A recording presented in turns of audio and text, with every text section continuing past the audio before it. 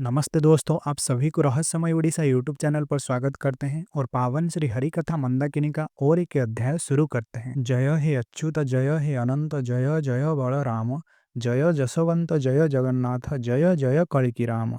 पंच सखाओं के श्री कमल चरण में और भगवान श्री श्री कल्कि राम के चरण कमल में ये अधम दास का अनंत कोटिवार दंडवत। तो दोस्तों, कथा शुरू करने से पहले आप सभी को हमारा ये विनम्र अनुरोध है कि आप वीडियो को पूरा अंत तक देखिए। अगर आप बीच में छोड़कर चले जाते हैं तो फिर आपको बहुत सारी चीज़ें समझ में नहीं आएंगे। तो दोस्तों, जैसे कि आप सभी देख रहे हैं कि आजकल क्या क्या सब चल रहा है, जो चीज़ हमने कभी कल्पना तक नहीं किया था वो सब कुछ आज हमारे आंखों के सामने हो रहा है। और आज मनुष्य सब कुछ देखते हुए भी अनजान बन रहा है। यानी हम सब कुछ देख तो रहे हैं, लेकिन कुछ समझ नहीं पा रहे हैं कि वास्तव में हो क्या रहा है।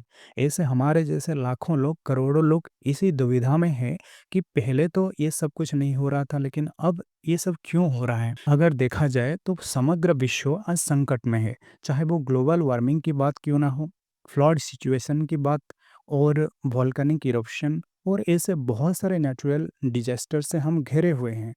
तो ये सब होने के पीछे क्या कारण हो सकता है? क्या महाप्रलय आने वाला है, या फिर इस सब के पीछे कुछ बड़ा रीजन है? तो दोस्तों, हमारे धर्म ग्रंथ यानी रामायण हो या फिर महाभारत हो, इसमें ऐसे बहुत सारी चीज़ों का वर्णन मिलता है जिसमें से हम इन चीज़ों को समझ सकते हैं जो आजकल हमारे साथ हो रहा है। यानी जो जल प्रलय हो या फिर अग्नि का तांडव हो या फिर वॉल्केनिक इरप्शन हो या फिर जो कुछ भी हो रहा है, ये आज नहीं बल्कि पहले भी घटित हो चुका है। और इसके आधार पर उन्होंने ये कहा है कि जिस समय पृथ्वी में बहुत बड़ा बदलाव आना होता है या फिर जब योग का परिवर्तन होने जाता है, तब ये सब चीज़ देखने को मिलता है जो कि आजकल देखने को मिल रहा है। अगर हम महाभारत की बात करें तो जब द्वापर युग का अंत होने जा रहा था तो ऐसे सब लक्षण देखने को मिला था। तो इससे अधीर होकर महाराज युधिष्ठिर ने भगवान वेदव्यास से पूछा कि प्रभु, ये सब हो क्या रहा है, क्योंकि उस समय भगवान कृष्ण तो चले गए थे। तो इसलिए धर्मराज युधिष्ठिर ने भगवान वेदव्यास से पूछा। तो भगवान वेदव्यास ने इसके इसे समझाया कि देखो, जब किसी भी युग का अंत होने जाता है तो ऐसे सब संकेत देखने को मिलता है, जो कि आज ये देखने को मिल रहा है। तो ये कोई नई बात नहीं है, पहले भी ऐसा हुआ था और आज भी हो रहा है ये सब चीज़। तो ये कोई बहुत बड़ी बात नहीं है। ये तो सृष्टि यानी प्रकृति का एक प्रक्रिया है जिसके माध्यम से हम सभी जीवों को इसके अंदर गुजरते हुए जाना पड़ेगा। वास्तव में देखा जाए तो वो माँ प्रकृति ही होती है, माँ शक्ति ही होती है, जो ये तय करती है कि किसको जाना है और किसको रहना है। इसी चीज को महापुरुष श्री श्री अच्युतानंद जी और पंच सखा लिखते हैं। पद्म बने लीला हुई वो अपार, उड़ी वो केतो की बाना, दुष्ट जनमान होना जे हुईबे, भक्त तरी जीवे सीना। महापुरुष ये कहना चाहते हैं कि पद्मवन यानी नेमाल, जहाँ पर अच्युतानंद जी, महापुरुष श्री श्री अच्युतानंद जी का शून्य समाधि है, वो आगे चलकर पूरे विश्व में प्रसिद्ध होगा, पूरे विश्व में प्रख्यात होगा।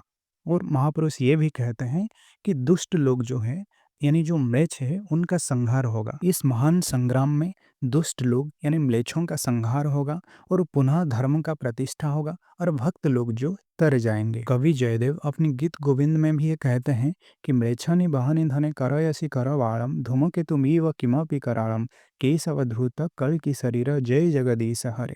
तो ये बात तो स्पष्ट है, भगवान कृष्ण ने भी गीता में कहा है ये चीज़ कि जब जब धर्म का हानि होता है, ग्लानि होता है, तब मैं किसी न किसी रूप में अवतरित होकर आता हूँ और पुनः धर्म का संस्थापना करके फिर चला जाता हूँ। तो इस बार भी बिल्कुल वैसा ही होगा। जब पूरे पृथ्वी में अधर्म का राज्य फैल गया है तो भगवान कल्कि आएंगे, दुष्ट जनों यानी राक्षस लोगों का वध करके फिर वो चले जाएंगे धर्म संस्थापना करके। ये सब चीज चलता रहेगा और इससे बचने का सिर्फ एक ही उपाय है, वो है सत्संग। क्योंकि जो मनुष्य सत्संग करते हैं वो सत्य को थोड़ा बहुत जान पाते हैं।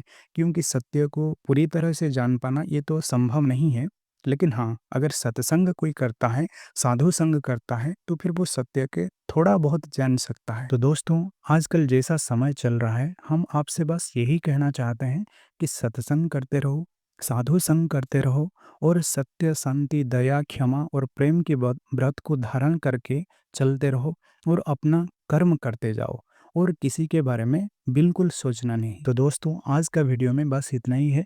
आप सभी को जय जगन्नाथ, जय पंचसखा, जय उड़ीसा, जय भारत।